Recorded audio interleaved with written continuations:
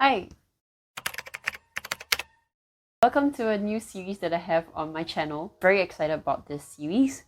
I've been the biggest fan of booktubers for maybe almost 10 to 11 years of my life. I started watching booktube when I was really young, when I was 14 or 15 years old. And honestly, I wasn't the biggest reader when I was younger. I used to only read really short books, and I used to reread like Harry Potter books, like the first 3 books. And that was all I really read. But after I watched one of the very first videos I ever saw about booktube content was actually from Brooklyn and Bailey, who weren't even booktubers, but I was so amazed by their video and I was so intrigued as to want to read books again. And so I scoured the internet for more booktube videos and chanced upon a super amazing community that I never knew existed before. It's because of these booktubers that I became the reader that I am now.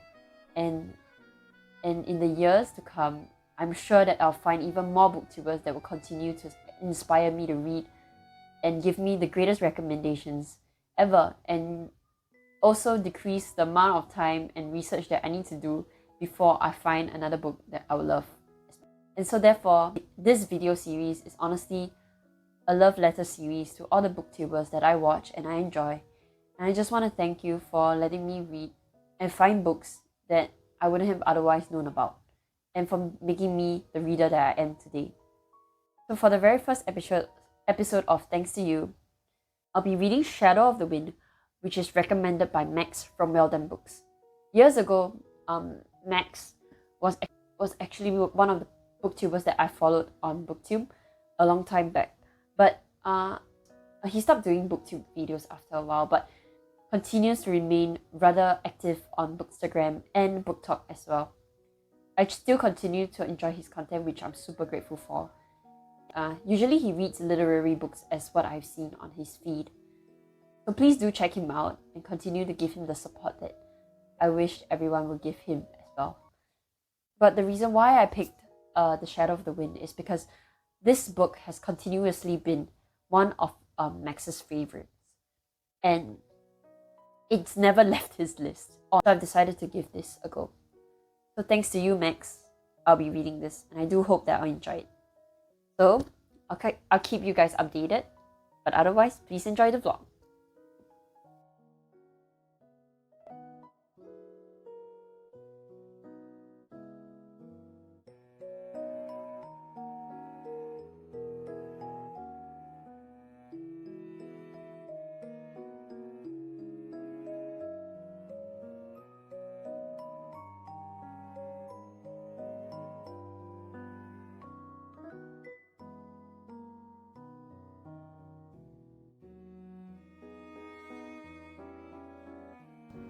I'm about 100 pages into The Shadow of the Wind, and so far, I'm enjoying it quite a bit. So basically, what this is about is that we're following a young boy named Daniel in the 1950s, and it seems that it was spanned across quite a bit of time. And so Daniel is brought to a bookstore by his dad, and he discovers a book called The Shadow of the Wind by an author named Julian Caress. After reading The Shadow of the Wind, he becomes super intrigued with Caress and wants to read more of his book, like any typical reader. And so he decides to find more of his book. But soon he realizes that, strangely enough, he can't seem to find any of his books anywhere. It seems to be a rarity and not many people know about this author. And where I am at in the story, we also find out that there is someone weird that is beginning to actually burn this author's books for quite some time already. And he wants to burn every single book that Julian Caress has ever written and published. We don't know why, but Daniel refuses to hand his copy of The Shadow of the Wind over, and he hides it somewhere safely.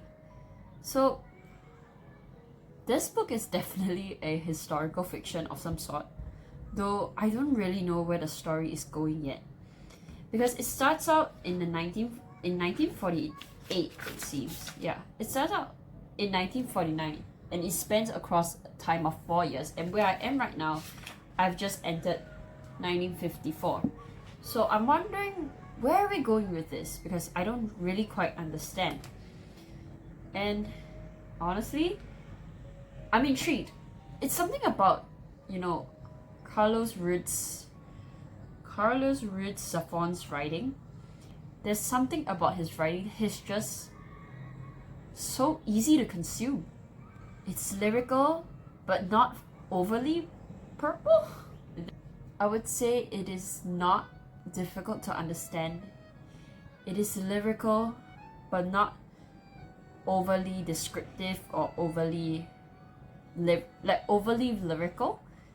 His prose is definitely purple prose, but it is not difficult to understand. Or do you feel like you have to read over a sentence over and over again? So far I'm enjoying it despite not necessarily knowing what's the main point of the story. But I can see why Max from Well Done Books actually really likes this. He has another favorite read called My Best Friend by Elena Ferrante. And this is similar in that aspect, where I feel like it's a long drawn out story over a course of time, following your characters but not actually having a plot, but you just end up learning about their life journey. And that's what I feel this story is about. But it's not just that.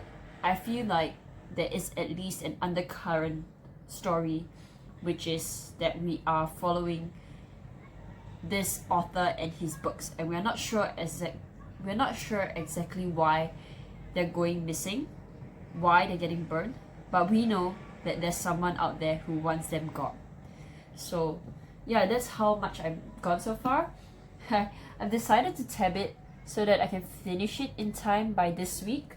So I think I can do it, but I'm not so sure. I keep saying I think I can do it, but I can never do it.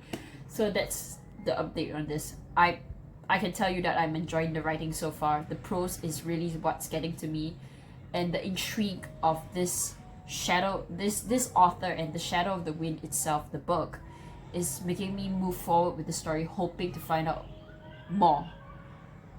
Yeah, I guess the only thing that I'm not the most comfortable with so far is random bits of sex.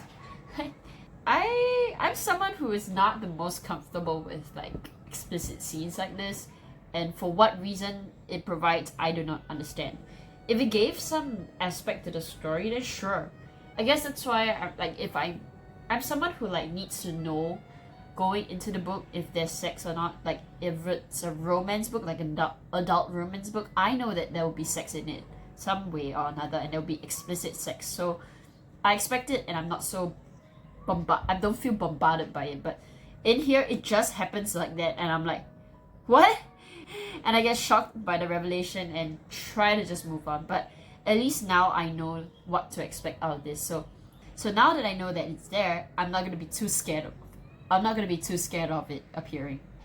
So yeah, I'll keep you updated again. I hope to reach all of my goals.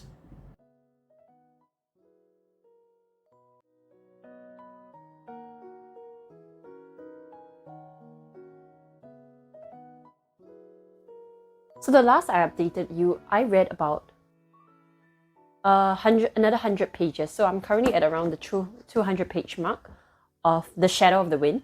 So I have some theories. I'm not sure if it is true to the story, but I have some theories about Julius Carex. So we know that he disappeared. We are not sure exactly how, and we are still unsure at the 200 page mark. So Daniel is still looking for clues. He's still trying to find out why Carex even disappeared. And he's interviewing people who might have encountered him during that time period. With some brief mentions of certain things, I'm getting a little bit suspicious of why he wanted to disappear and why his books were being burnt. I am not sure, it's just a theory, and I don't think it's technically a spoiler since it's just my point of view. So, my theory is that I think Julian Correx is actually, he identifies as a transsexual of some sorts. I have a weird feeling that he views himself as a woman. I might be wrong, I'm probably wrong about this. I have this tingling sensation at the back of my mind that makes me feel like that's where the story is going. And that's why he mysteriously disappeared. And when he went back to Barcelona, he like killed himself maybe because of the lack of support. His family knew what he wanted to do and they disowned him because of the time period in 1918 or so. And that's why he wanted to burn like all his works. He didn't want to be identified anymore. He didn't want people to know who he was. And maybe he hired the man to do that, and maybe that's his lover. But I'm not sure. It sounds like a pretty far-fetched, random theory, but it's because of something of a mention. Oh, there was a mention of this like watchmaker who is someone who likes to cross-dress to a certain extent. So I felt like that was an intentional reveal. I don't think that it's not a spoiler. Like you will find out rather soon in the book. But I felt like that was leading me to think that that was the case. Yeah, so I'm not sure where it's going, but it's getting a little bit more intense. And the love story part of the book has finally appeared, sort of. But I'm not too sure as to why Daniel is even interested in his love interest because Daniel's love interest appeared out of nowhere. And he almost immediately like became quite enamored with her. So not too sure why this is even happening.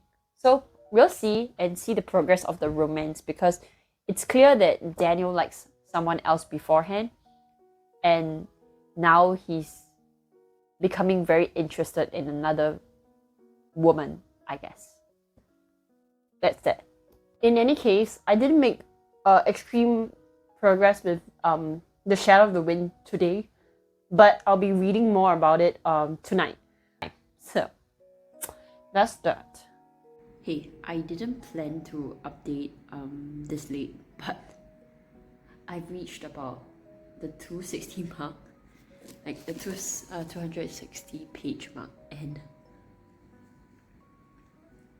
I'm actually freaking angry. I'm so angry with the book right now. And I'm super embarrassed right now because whatever I said in the previous clip about my prediction is completely, totally not it. So now you know, at least if you ever read the book, that it's not even remotely about that kind of thing, which is kind of disappointing for me because I was hoping it was, but then it's not.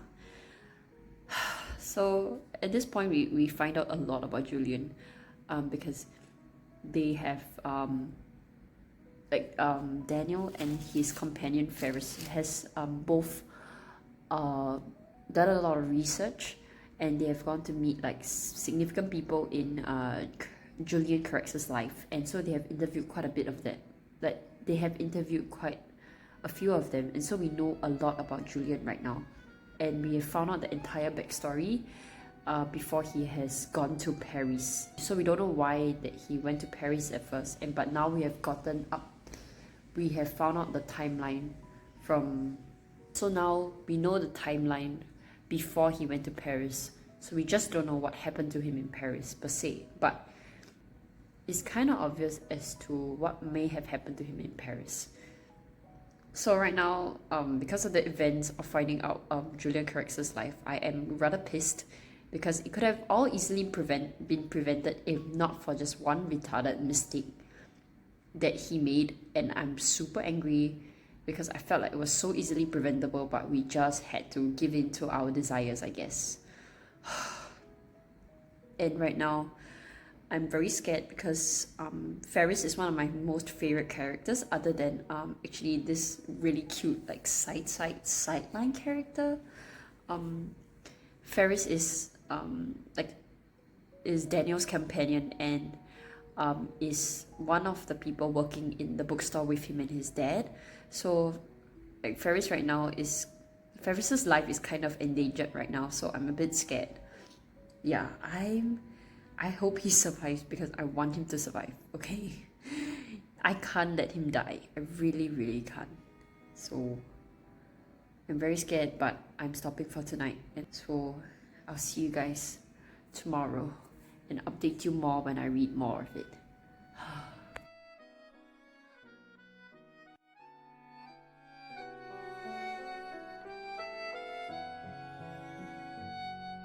What? Who?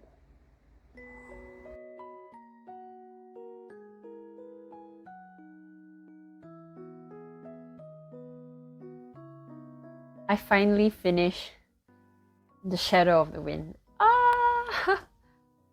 When I read the very last word on the very last page, I died a little inside. I felt like my soul left me and there is no going back. I loved it. I loved every single part of this, except for maybe like one or two things. Essentially, I loved most of it. So yeah, the back states that this is a story, an epic story of murder, madness, and doom to love. And it's everything that it advertised to be. It's a slow story. It progresses with a lot of intention and ramps up in intensity by the last 100 pages or so. And I was completely enraptured. Like I couldn't stop reading. Like the moment I reached a certain crucial part, I had to put the book down and say like, well, this book follows our protagonist Daniel, who is following the author that he's looking for, Julian Corrects.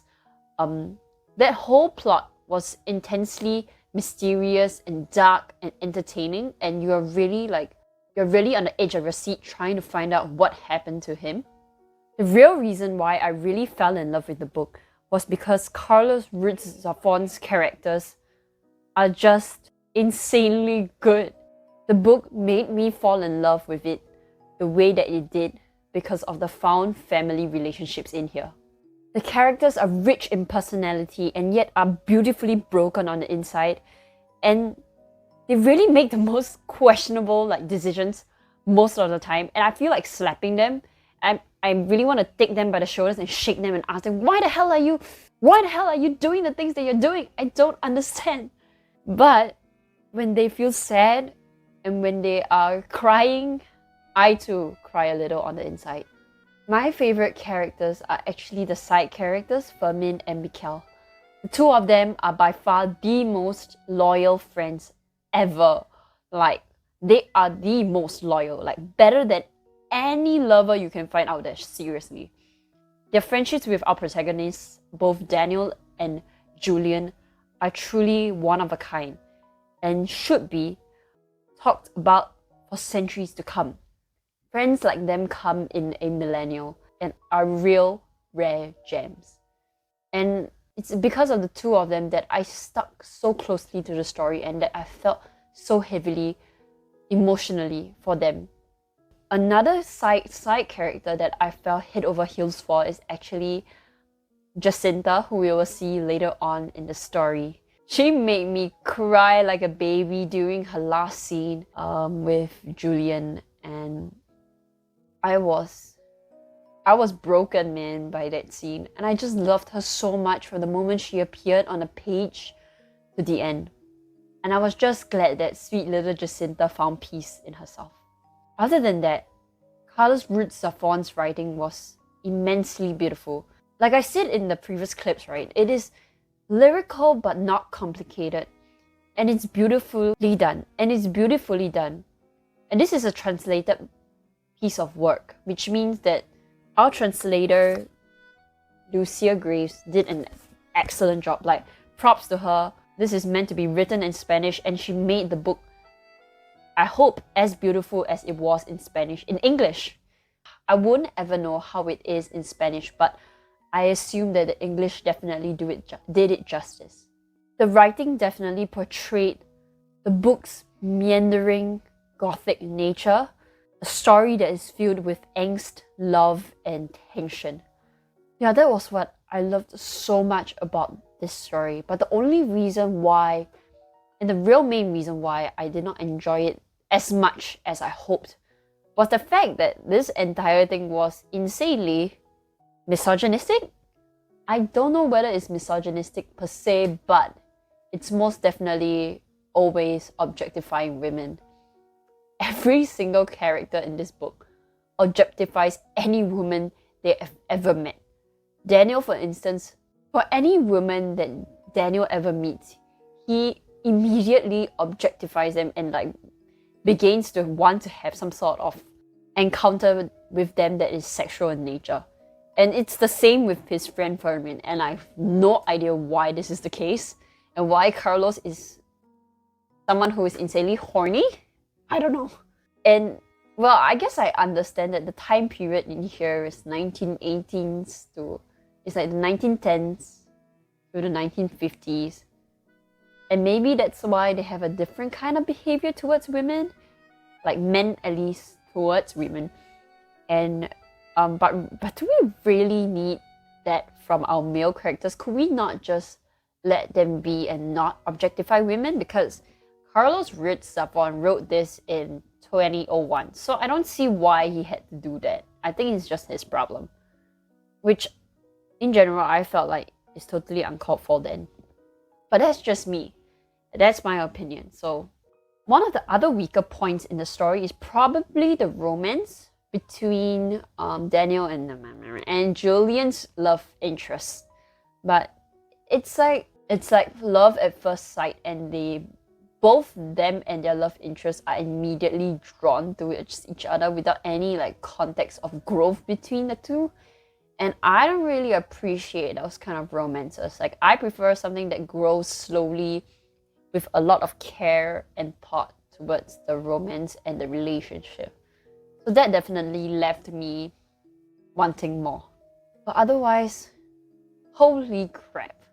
I enjoyed the shit out of this. I have no idea why too. You know, I'm still wondering why I love this the way that I do. But I'm left astounded and I don't know what to do with my life right now. I guess like I shall wrap this up with what I think about what Max likes to read. I know that he likes another book which I mentioned before in the video, which is My Brilliant Friend by Elena Ferrante. But I realized that's why maybe he enjoys a lot of books that are more literary based. Books that have a lot of depth to their story, that has more meaning to it. He wants something that is lyrical, wants something with more meaning to it. But is my analysis wrong? I don't know. But that's what I think represents the kind of books that he likes to read. Literary fiction, sometimes romance, sometimes fantasy, but not much, and horror thriller. But mostly, most books that he reads are literary fiction. And so, wow, I get it now, Max. I get why you love this so much. And I do too. So, thanks to you, I found another great read for myself. So I've decided to give this 4.5 stars out of 5, or as my rating, based on my rating, this would be an A.